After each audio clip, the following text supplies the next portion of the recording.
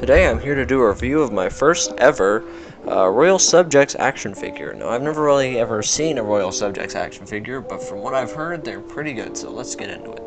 So I have the Best Action Royal Subjects Michaelangelo from the IDW comic series. That's what this is supposed to be based off of. And I gotta say, I'm pretty impressed. For the price that you get this thing at, which is about $18 at retail, you get a lot with this figure. You get very decent articulation, you get all kinds of fun accessories, and you get just really well sculpted detail into this figure. I mean, it's insane how good it looks. You get it in some very nice poses with the articulation you're given. It's not so much, but it's just enough to allow you to get some decent poses with it. And again, this thing is fairly cheap. At around $18, that's at least $4 less than Marvel Legends, and at least $10 less than any normal McFarlane Toys figure, which is pretty insane.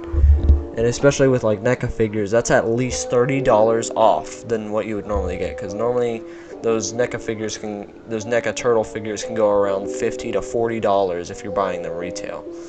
So it's cool to see a decent so they're not hard to find.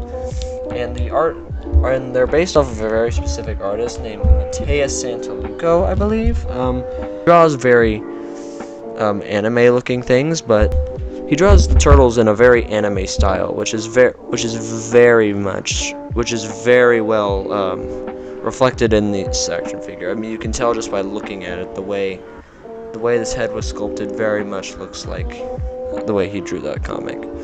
But yeah, it's a very good figure, and the value is great for it, and the accessories you get are nice, along with some cool extra weapons, a yelling head sculpt and a normal smiling head sculpt as we saw before, and just some really cool hands. Like, you don't get that many hand poses with something at the price of what it is.